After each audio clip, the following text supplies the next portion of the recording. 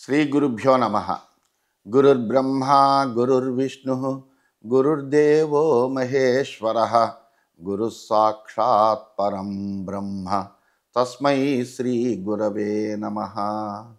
అస్మద్గురుచరణ పాదారవిందాభ్యాం నమ. నిన్నటి మన మహాభారత ప్రస్థానంలో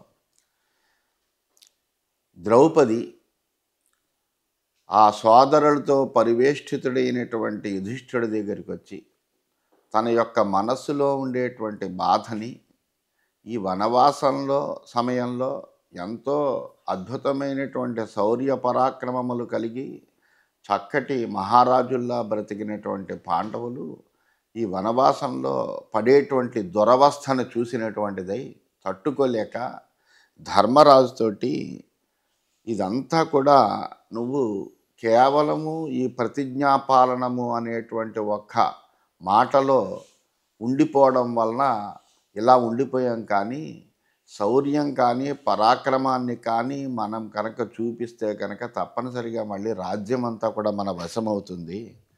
ఈ సోదరులు ఎంత బాధపడవలసినటువంటి అవసరం ఏం లేదయ్యా అని, అందువలన సహనం ఎల్లవేళలా మంచిది కాదు. అలాని క్రోధంతో ఉండమని చెప్పట్లేదు, కానీ సమయాసమయాల్ని గుర్తించాలి. రాజు అయినటువంటి వాడు ఏ సమయంలో సహనంలో ఉండాలి, ఏ సమయంలో క్రోధం కావాలి అనేటువంటిది గ్రహించాలి.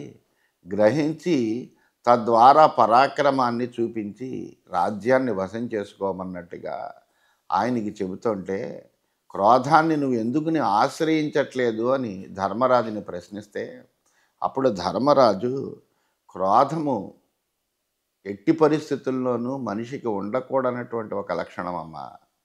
దాన్ని మనము ఎట్టి పరిస్థితుల్లోనూ కూడా ఆశ్రయించకూడదు.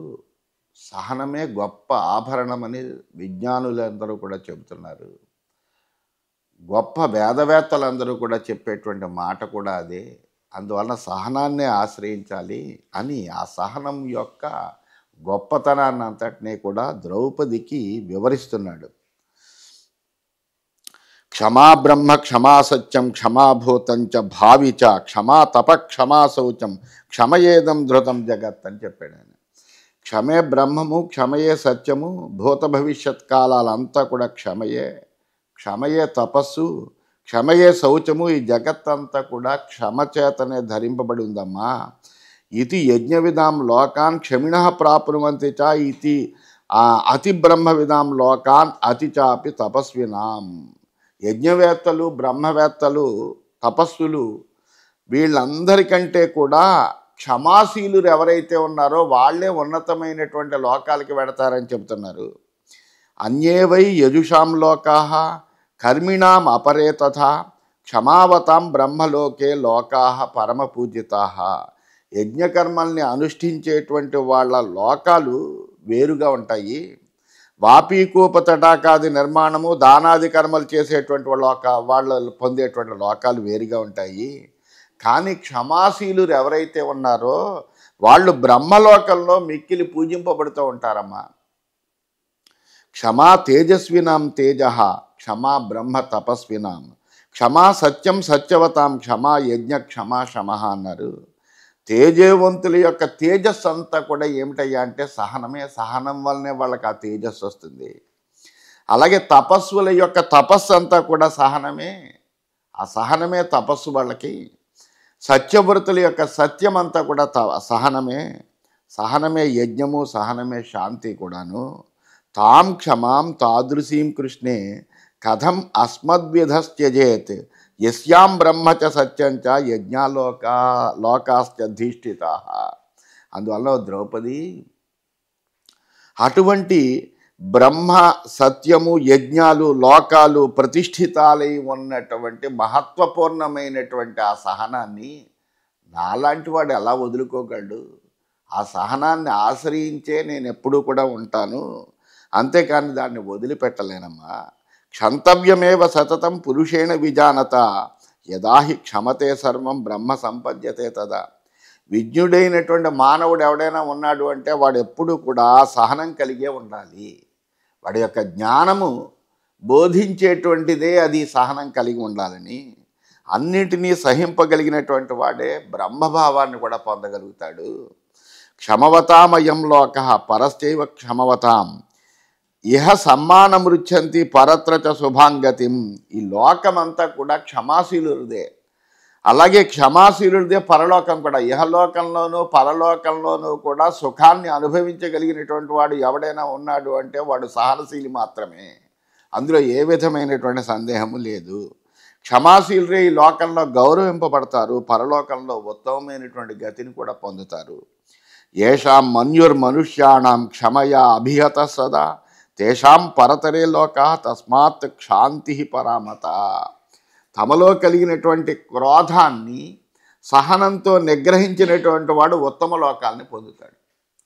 వాడు సహనంతో నిగ్రహించలేకపోతే కనుక వాడు అధమ లోకాలనే పొందుతాడు. అందువలన సహనం అనేటువంటిది అన్నిటికంటే చాలా గొప్పదిగా చెప్పబడింది. ఇది గీతాహ కాశ్యపేన గాథానిత్యం క్షమావతాం శ్రుత్వా గాథాహ క్షమాయాస్త్వం తుష్య ద్రౌపది మా కృత. ఈ విధంగా కాశ్యపుడు నిత్యము క్షమాశీలులైనటువంటి వాళ్ళ గాథలన్నీ కూడా గానం చేశాడు. ద్రౌపది క్షమను గురించి ఈ విశిష్టతలు విని నువ్వు సంతృప్తిని పొందు, అంతేకాని కోపం కొని తెచ్చుకోకు. పితామహ శాంతనవ శమం సంపూజయిష్యతి కృష్ణశ్చ దేవకీపుత్ర శమం సంపూజయిష్యతి. పితామహుడైనటువంటి భీష్ముడు, దేవకీపుత్రుడైనటువంటి కృష్ణుడు కూడా సహనాన్ని ఎల్లప్పుడూ కూడా గౌరవించారమ్మా. ఆచార్యో విదుర క్షత శమమేవ వదిష్యత కృపశ్చ సంజయశ్చేవ శమమేవ వదిష్యత. ద్రోణాచార్యుడు కానీ, విదురుడు కానీ, కృపాచార్యుడు కానీ, సంజయుడు కానీ సహనాన్నే మంచిదని చెబుతారు వాళ్ళందరూ కూడాను. సోమదత్తో యుయుత్సుశ్చ ద్రోణపుత్రస్తథైవచ పితామహశ్చనో వ్యాస శమం వదతి నిత్యస. సోమదత్తుడు, యుయుత్సుడు, ద్రోణపుత్రుడైనటువంటి అశ్వత్థామ, మా పితామహుడైనటువంటి వ్యాసుడు కూడా నిరంతరము శాంతినే ఉపదేశిస్తారు.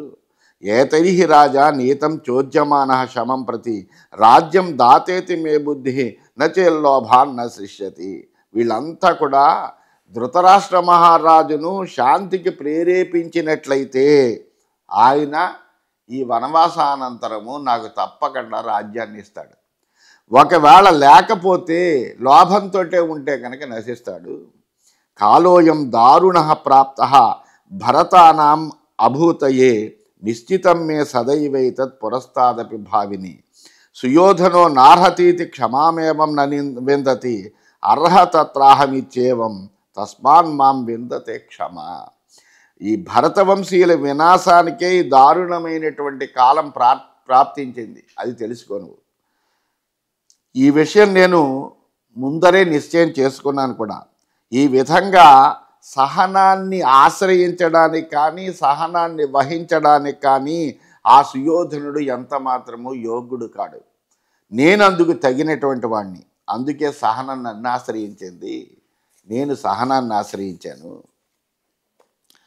ఏతద్ ఆత్మవతామృతం ఏష ధర్మ సనాతన క్షమాచైవ అనుసంశయించా తత్కర్తాస్మ్యహం అంజస. క్షమా దయము, దయ అనేటువంటిది జితేంద్రియుల సదాచారాలు. ఎవరైతే ఇంద్రియాలని జయిస్తారో వాళ్ళు మాత్రమే సహనాన్ని ఆశ్రయించగలరు. వాళ్ళు మాత్రమే దయ కలిగి ఉన్నటువంటి వాళ్ళు అవుతారు. ఇది సనాతనమైనటువంటి ధర్మము. అందువలన ఈ దయా సహనాల్ని నేను యథార్థ రూపంగా సహజంగా అనుసరిస్తున్నాను.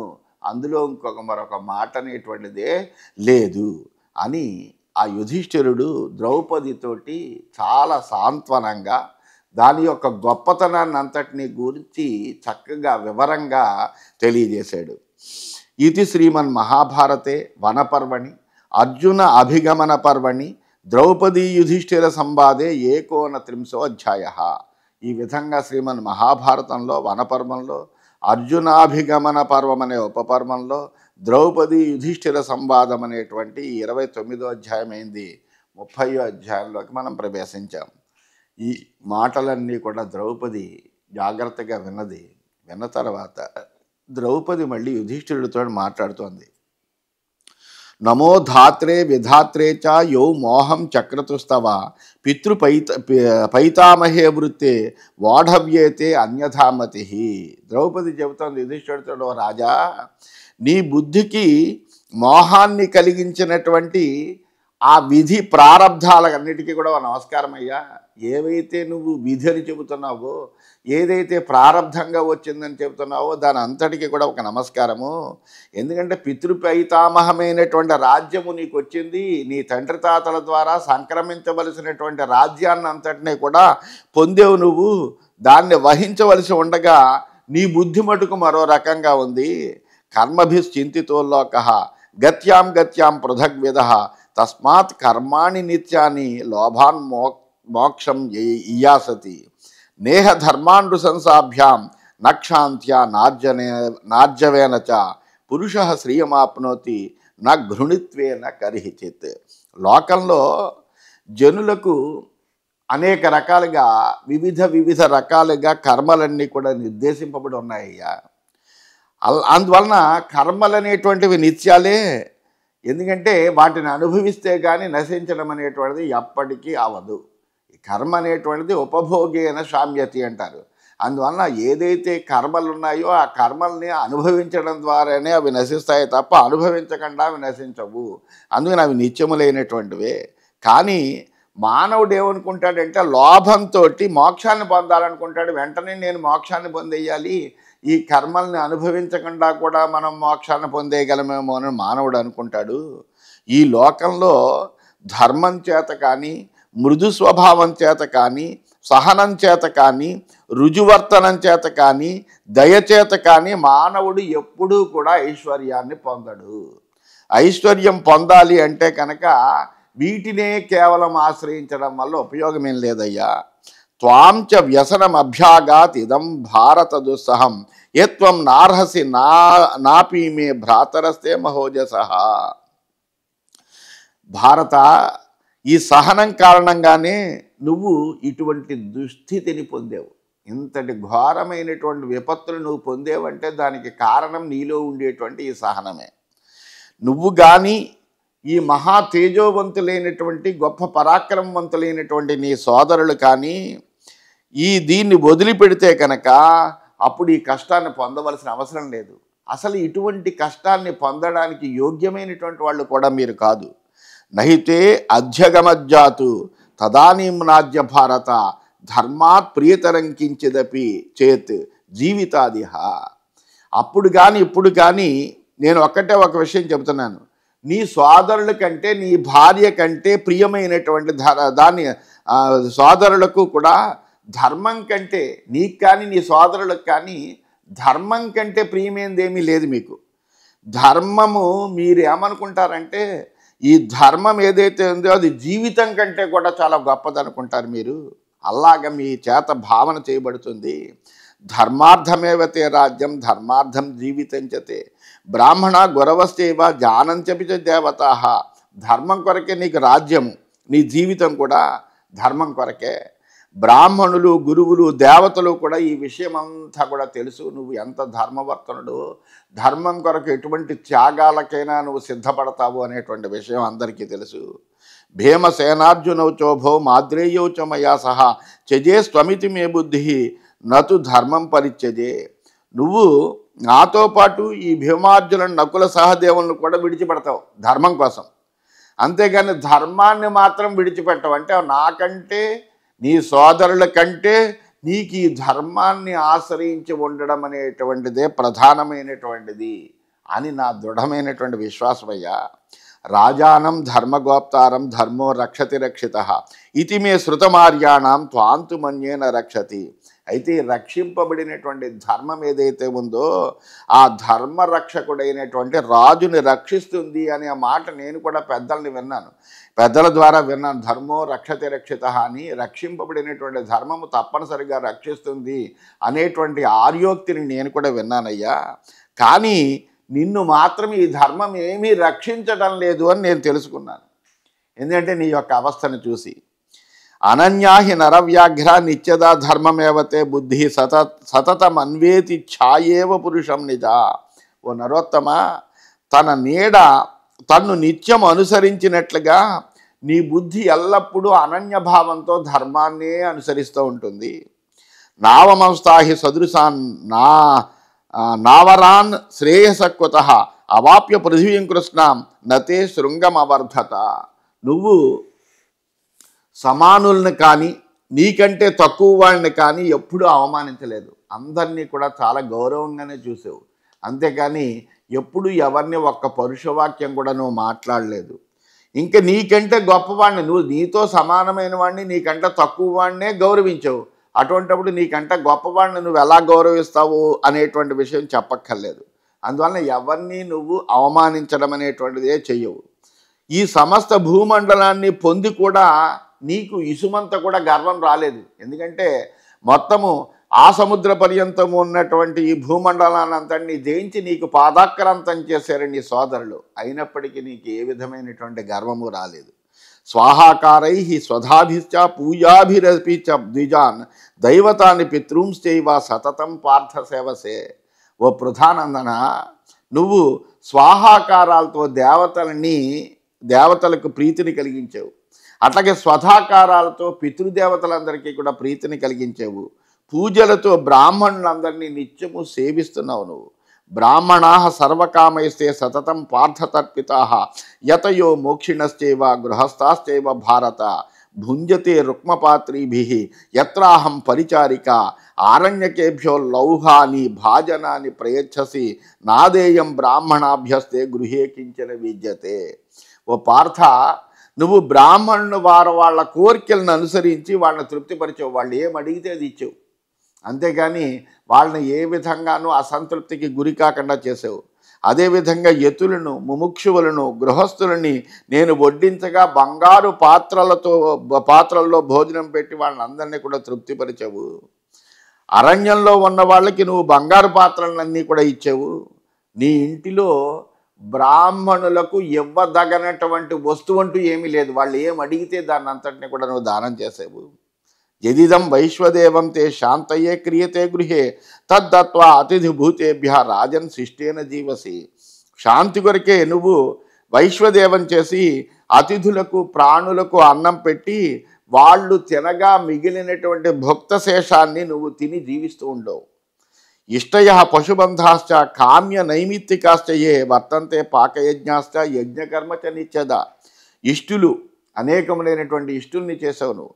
అలాగే పశుబంధాలు, కామ్యయజ్ఞాలు, నైమిత్తిక యాగాలు, పాకయజ్ఞాలు, నిత్యయజ్ఞాలు అన్నీ యథావిధిగా నువ్వు చేస్తూనే ఉన్నావు. అలా గృహస్థాశ్రమంలో చేయదగినటువంటి అన్ని యజ్ఞాలని కూడా నువ్వు చేసావు. అస్మిన్నపి మహారణ్యే విజనే దస్యు సేవితే రాష్ట్రాదపేచ్య వసత ధర్మస్థేనా వసయతి.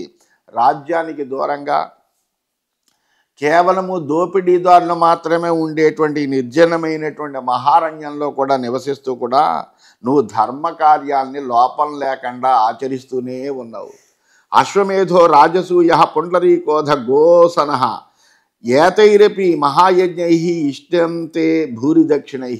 అశ్వమేధము, రాజసూయం, పౌండరీకం, గోసవం అనేటువంటి మహాయజ్ఞాలన్నీ కూడా చేసి ఆ బ్రాహ్మణులందరికీ కూడా అత్యంత విలువైనటువంటి దక్షిణల్ని, భూరి దక్షిణల్ని ఇచ్చి గౌరవించావు నువ్వు.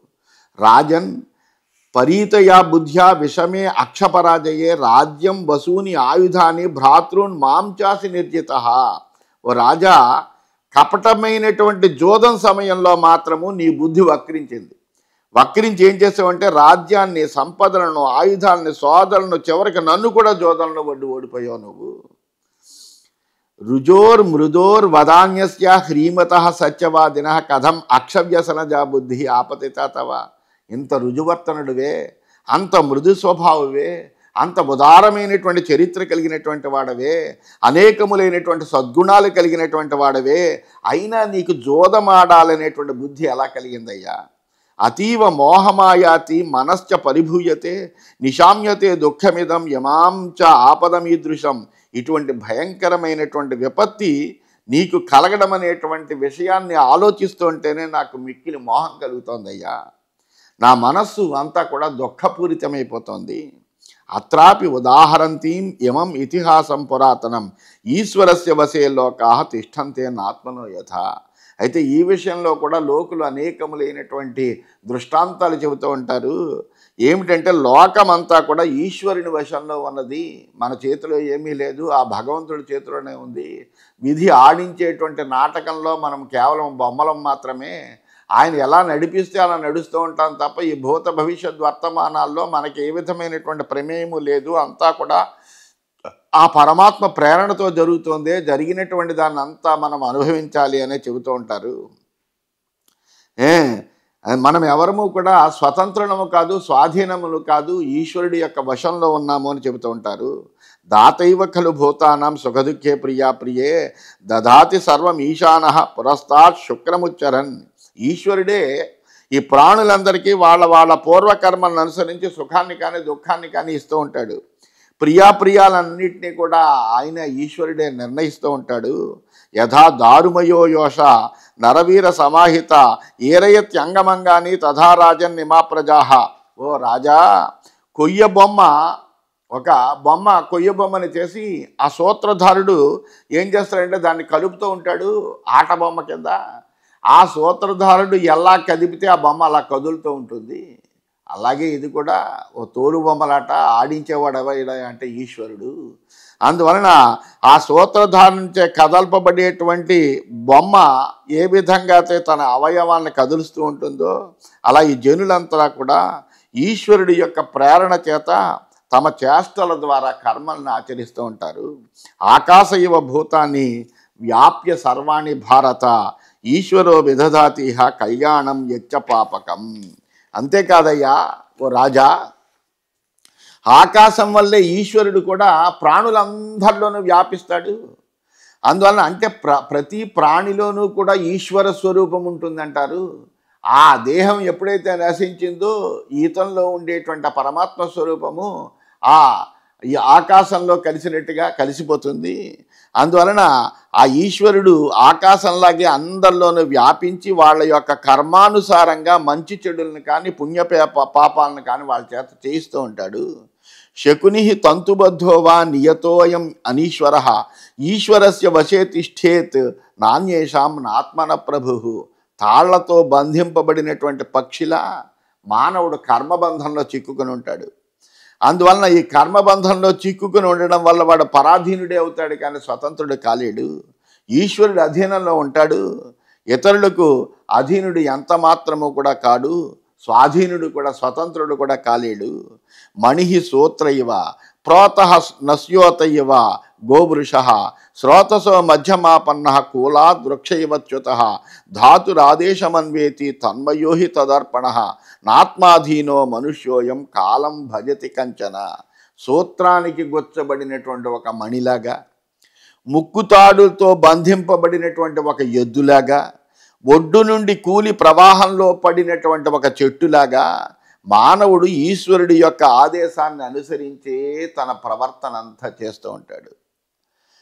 ఈశ్వర రూపుడైనటువంటి మనుష్యుడు ఈశ్వరుడి యొక్క అధీనంలోనే ఉంటాడు. ప్రతి వ్యక్తిలోనూ పరమాత్మ స్వరూపం ఉంటుంది.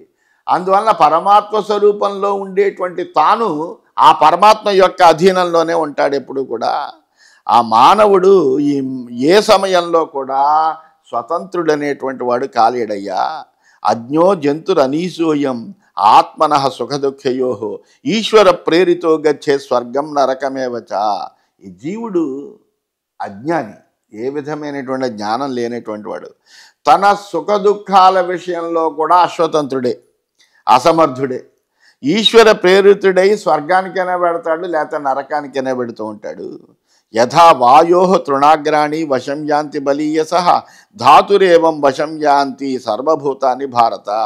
బలమైనటువంటి గాలి వీస్తే గడ్డిపోచలు ఏ విధంగా వశమవుతాయో, ఆ గాలి ఎటేపైతే వీస్తే అటేపు కొట్టుకుపోతాయో, అలా ప్రాణులన్నీ కూడా ఈశ్వరుని యొక్క అధీనంలోకే పెడుతూ ఉంటాయ్యా. ఆర్యే కర్మణి యుంజాన పాపేవా పునరీశ్వర వ్యాప్య భూతాన్ని చరతే నచాయమితి లక్ష్యతే. మానవుడు ఓ మంచి పని చేస్తున్నా చెడ్డ పని చేస్తున్నప్పటికీ కూడా ఈశ్వరుడు అతని యందు వ్యాప్తమై ఉంటాడు, కానీ అతడు అక్కడ ఉన్నట్టుగా గుర్తింపబడడు. అందువలన అంటే మానవుడు చేయబడేటువంటి ఏ కర్మ అయినప్పటికీ కూడా అది ఈశ్వరాధీనమయ్యే ఉంటుంది. ఆ ఈశ్వరుడి యొక్క అధీనంలోనే మానవుడు ప్రవర్తిస్తూ ఉంటాడు అని చెబుతూ ఉంటారు. ఇదంతా కూడా హేతుమాత్రమిదం ధాతు శరీరం క్షేత్ర సంయుతం ఏన కారయతే కర్మ శుభాశుభ ఫలం విభు. శరీరం అనేటువంటిది ఒక క్షేత్రము, ఇది ఈశ్వరుడి యొక్క సాధనం మాత్రమే. అందువలన ఈ ఈశ్వరుడు ఎటువంటి పని మన చేత చేయిస్తే అదే చేస్తాము. అందువలన దీని ద్వారా ఈశ్వరుడు ఏం చేస్తూ ఉంటాడంటే ప్రాణుల చేత శుభాశుభ ఫల నిమిత్తమైనటువంటి కర్మలన్నీ చేయిస్తూ ఉంటాడు అని ఈశ్వరకృతమైనటువంటిదే సర్వము అంటూ కూడా ద్రౌపది ఆ ధర్మరాజుకి ఆ తన మనసులో ఉండేటువంటి విషయమే కాకుండా ఆ ప్రాపంచికమైనటువంటి ఆ ఈశ్వరాధీనమైనటువంటి జగత్తుని గురించి కూడాను ఆ ధర్మరాజుకి ఉపదేశిస్తోందా అన్నట్టుగా ఆవిడ తన బాధని అన్వయం చేసుకుంటూ ఈ విధంగా ఇంకా చెబుతోందని తెలియజేస్తూ స్వస్తి.